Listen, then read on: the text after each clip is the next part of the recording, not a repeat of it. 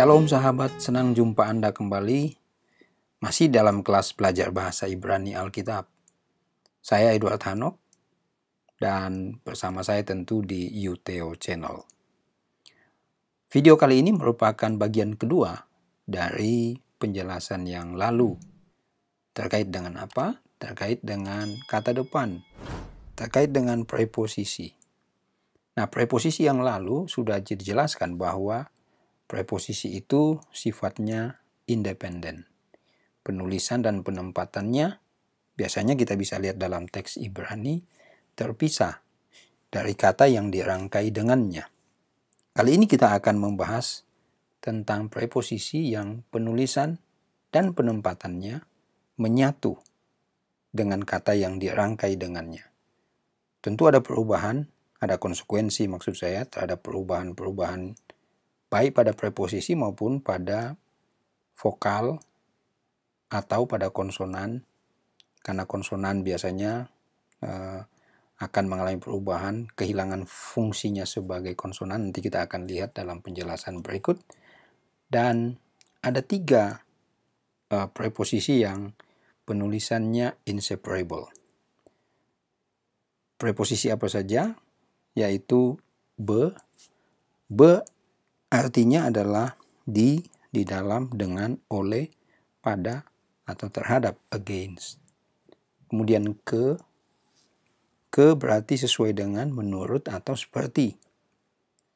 Dan le artinya ke, kepada, untuk, bagi, dari. Nah, perhatikan baik-baik, kata depan le dapat juga diterjemahkan dari, atau milik, atau berasal.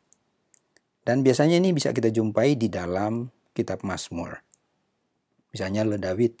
Le David bisa diterjemahkan dari Daud atau berasal dari Daud. Atau bisa juga milik Daud.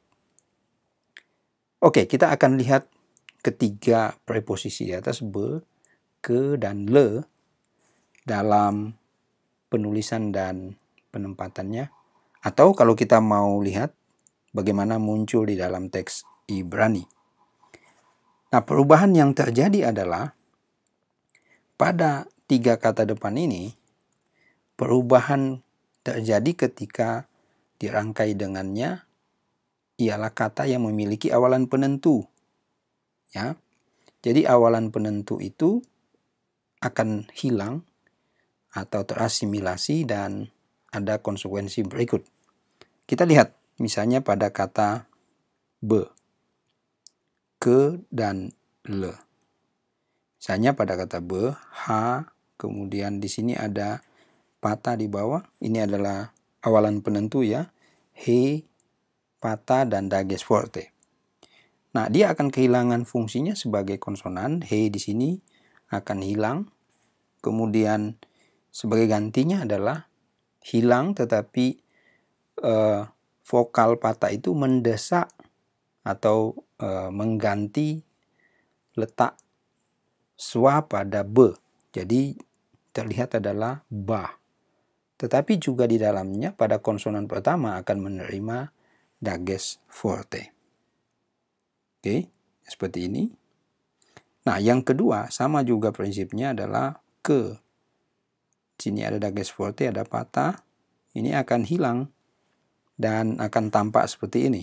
K dengan dages forte tentu ya. Begitu juga dengan le.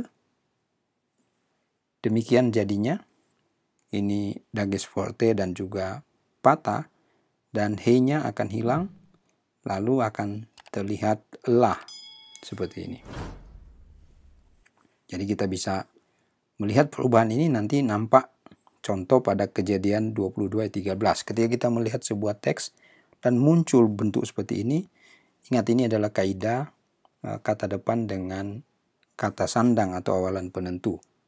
Nah, lihat pada kata di teks ini saya memberikan warna kuning. Lihat pada sameh itu ada dages forte. Jadi mesti dibaca bas. Nah, ada 2 S-nya ya. Bas sefah. Bas sefah. Karena sameh memiliki dages forte, maka swa pada sameh kedua, S kedua itu adalah swa bunyi. Bas sefah. Bas sefah. Ya. Di belakang itu adalah swa diam, fah. Kaf dengan swa diam. Kemudian pada kata berikutnya itu tentu adalah swa biasa dan juga preposisi atau bet dengan tanda swa di awal itu adalah preposisi. Ya.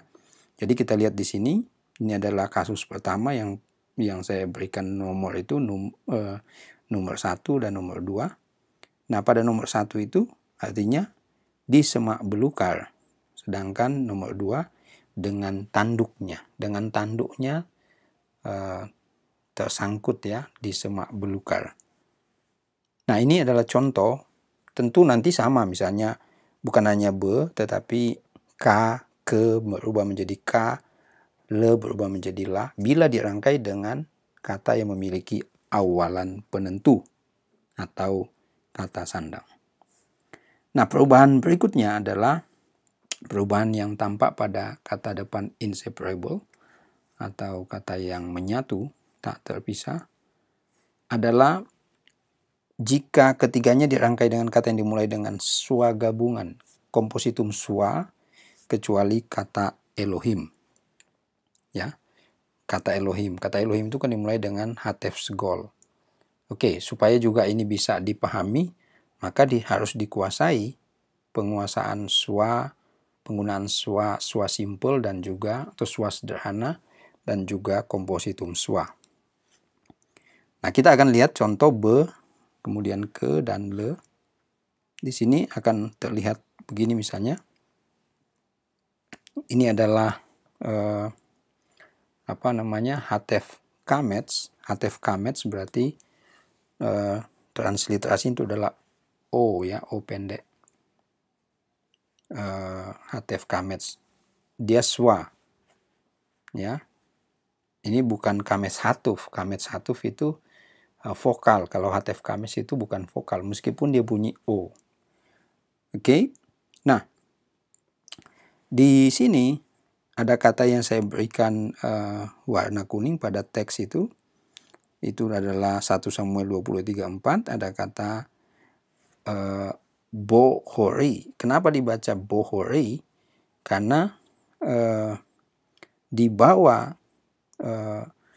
bet tadinya adalah swa, tetapi kemudian dia mengambil sepertinya kamets, dan itu adalah memang kamets hatuf.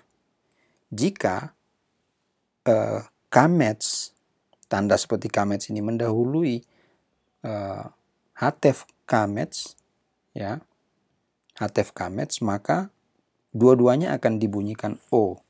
Jadi di bawah bet itu adalah kamets hatuf, o, sedangkan di bawah khet itu adalah hatef kamets, o juga. Jadi dibaca bohori. Bohori. Oke, bohori af. Nah, bohori af itu artinya sebenarnya dengan atau di dalam kemarahan. Ya, ini terkait dengan Yonatan yang kemudian meninggalkan jamuan makan dengan kemarahan yang meluap ya. Oke, berikutnya adalah pada ka'ari, misalnya ke-ari, Ke dengan ari itu adalah hatef patah, di atas adalah hatef kamets. Nah, di sini akan terlihat pada bilangan 23, 24 ada kata weka'ari. Nah, lihat. Ada hatef patah, kemudian patahnya yang diambil di bawah kaf, dan patah itu mengganti swa. Jadi tampak menjadi ka'ari. Ya, bukan weka'ari tetapi weka'ari. Jadi swanya hilang dan diganti dengan patah. Seperti singa, ya. Ini digambarkan seperti singa betina. Yang ketiga adalah le dengan kata Edom. Edom tahu artinya ya, Edom. Kalau hori itu murka ya, atau kemarahan. Ari itu singa. Oke, akan terlihat seperti begini pada contoh ini. Ini ada di dalam Yeremia 49 ayat 7 ada kata Leedom ko amar Adonai. Ya. Demikianlah firman Tuhan kepada Edom. Nah, di bawah alef itu ada atef segol. Sehingga swa yang ada di bawah lamet itu akan berganti menjadi segol. Ya, karena dia mengambil segol yang dirangkai dengan swa atau dinamakan sebagai atef segol. Jadi kalau 3 preposisi ini dirangkai dengan kata yang menerima kompositum swa atau swa gabungan, maka ketiganya akan mengalami perubahan dan mengambil bentuk vokal yang dirangkai pada kompositum swa tersebut. Di sana ada kamets, di sana ada segol, di sana juga ada patah. Jadi ketiga vokal itu akan menggantikan kedudukan swa di bawah preposisi itu. Dan ini sebenarnya kepada Edom ya. Jadi Leedom itu diartikan atau diterjemahkan kepada Edom. Dan perubahan berikutnya kita lihat lagi ya. Perubahan berikutnya adalah jika ketiganya dirangkai dengan kata Elohim. Ini pengecualian dari yang sudah kita sebutkan tadi kan. Kata Elohim itu juga kan memiliki kompositum swa. Jadi hatef segol. Ada pengecualian di situ ya. Be, ke, dan le. Kemudian kita rangkai dengan, atau di dalam teks itu muncul misalnya dengan kata Elohim. Seperti begini ya. Dia akan muncul. Ini misalnya pada Mazmur 56 ayat 11. Dia akan berubah menjadi be. Jadi hatef segol di bawah alef pada kata Elohim itu hilang. Kemudian swa pada preposisi di bawah preposisi tanda swa itu akan diganti dengan sere. Nah, kalau demikian posisinya maka alef itu akan kehilangan fungsinya sebagai konsonan karena dia terhisap masuk pada sere. Tetapi ini bukan bentuk vokal yang disebut dengan sere alef, tidak ada. Itu ya, sere alef tidak ada. Yang ada hanya sereyot, hirekyot, dan seterusnya. Jadi kalau kita mau pelajari misalnya dalam sejarahnya ada konsonan yang mewakili vokal, maka alef itu juga mewakili vokal. Dia bisa 5-5-nya tanda huruf hidup yang kita kenal. Ya, tetapi di dalam penulisannya alef di sana kan tidak ditransliterasi. Jadi dibaca Belohim. Belohim. Belohim berarti di dalam Allah. Nah, memang ini agak menjadi sebuah keputusan terjemahan ya. Karena kalau kita kaitkan dengan percaya, maka biasanya kita menerjemahkannya percaya itu kepada. Tapi di dalam literalnya bisa juga kita mengerti di dalam percaya ya kepada Allah sebenarnya. Tetapi di dalam penggunaan penulisannya di dalam teks menjadi Belohim, ya di dalam Allah begitu. Nah, itu adalah keputusan dalam terjemahan ya. Oke, kemudian yang kedua kita lihat di sini ada kata juga Kelohim ya. Kelohim itu Mazmur 77 ayat 14. Nah, artinya adalah seperti Allah. Jadi bentuknya sama.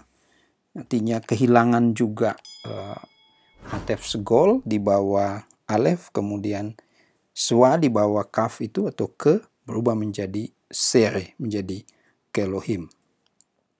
Yang ketiga adalah le dengan Elohim, dia akan berubah. Ini misalnya pada Pengkhotbah 5 ayat 3, di sini menjadi Lelohim, Lelohim kepada Allah. Jadi ini adalah bentuk pengecualian perubahannya. Kalau pada bentuk ketiga di atas tadi itu dia memang mengambil vokal pada kompositum swa dan mempertahankan kompositum swa itu pada konsonan pertama di bawah atau di dalam kata itu. Tetapi di sini pada kata Elohim itu tidak berlaku. Oke. Sekarang kita lihat, ini banyak perubahan memang untuk ketiga preposisi ini. Jadi, kalau kita mau jujur, selain itu, jika ketiganya dirangkai dengan sebuah kata yang dimulai dengan konsonan plus tanda schwa, maka tanda schwa di bawah kata depan ini akan berubah menjadi vokal pendek hirek. Sedangkan tanda schwa di bawah konsonan di awal kata tetap dipertahankan. Contoh nih, be, lalu rekiah, ya, cakrawala. Misalnya di sini di dalam kejadian ini, dia menjadi birkiah, ya, birkiah. Jadi di bawah res itu ada schwa dan schwa itu dipertahankan, sedangkan schwa di bawah bet itu akan menjadi vokal penuh hirek, vokal pendek. Kemudian kita lihat di sini dengan kata demut, ya, demut ini juga dalam kejadiannya rupa, likeness. Nah, di sini akan terlihat menjadi kitmut, ya, kitmutenu, berarti itu akhiran, ya, akhiran orang pertama jamak kitmutenu menurut rupa kita. Oke. Nah, perubahannya sama dengan yang di atas, ya. Kemudian yang ketiga ada kata le, di sini ada kata meorot, ya, meorot. Kita lihat di sini le dengan morot. Nah, menjadi seperti apa? Menjadi limorot. Limorot, ya. Limorot. Oke.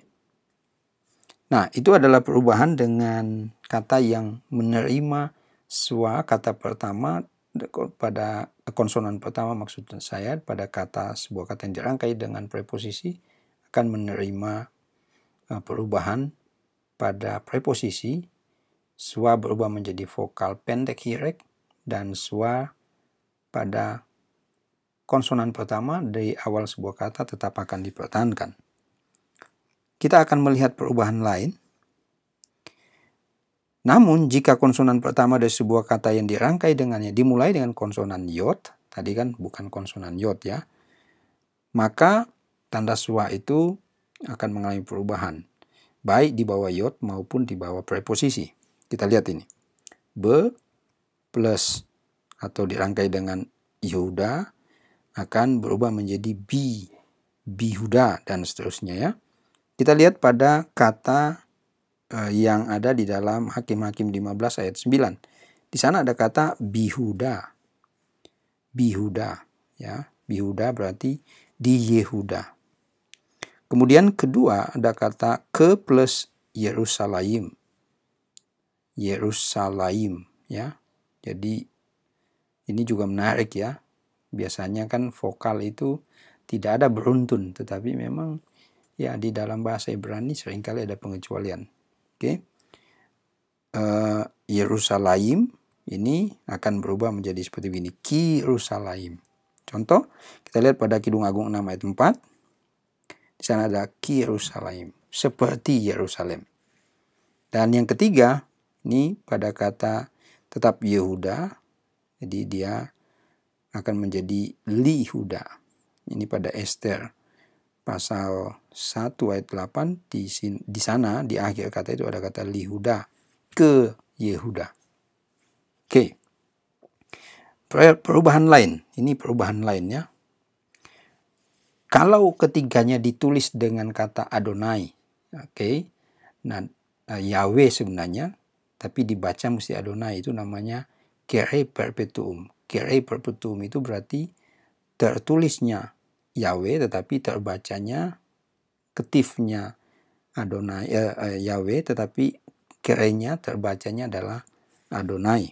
Jadi jangan juga membaca seperti yang kita tidak pernah pelajari, ya. Biasanya orang Ibrani atau orang yang membaca teks PL, dia akan paham dengan ini. Jadi berjumpa dengan kata Adonai atau Yahweh tidak akan dibaca Yahweh tetapi dibaca Adonai. Oke. Maka di sini akan terjadi perubahan. Oke, pada ketiganya ini kalau kita rangkai dengan kata Adonai, maka dia akan berubah menjadi Badonai, ya.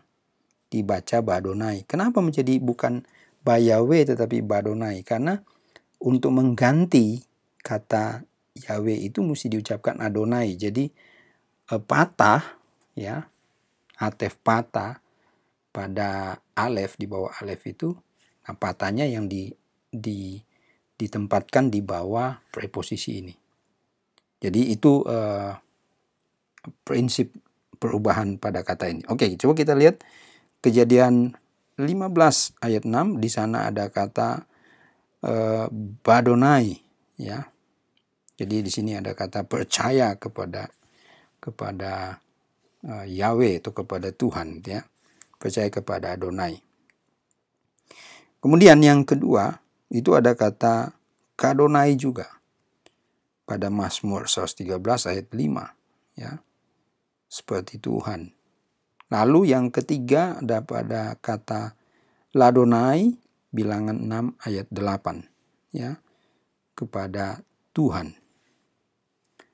Oke, memang nanti dalam preposisi ini, preposisi be dan ke dan le ini, dia akan juga mengalami perubahan, misalnya dirangkai dengan akhiran ganti orang, ya, pronouns, ya, misalnya be, ya, denganku dan seterusnya. Nanti kita akan pelajari pronouns, ya. Sekarang kita lihat lagi diagram preposisi.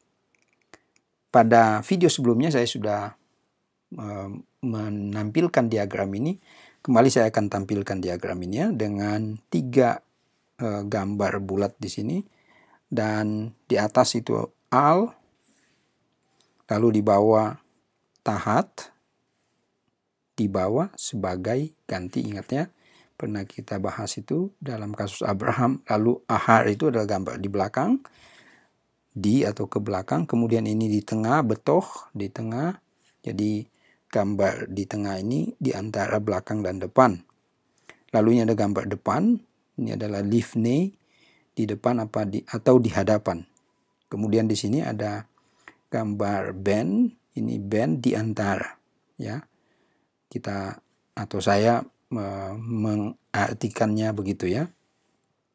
Lalu ini adalah keserupaan. Ini ke sama seperti sesuai dengan atau menurut, ya. Kemudian ini adalah satu titik berangkat dan itu adalah titik tiba. Min itu dari atau berasal. Oke.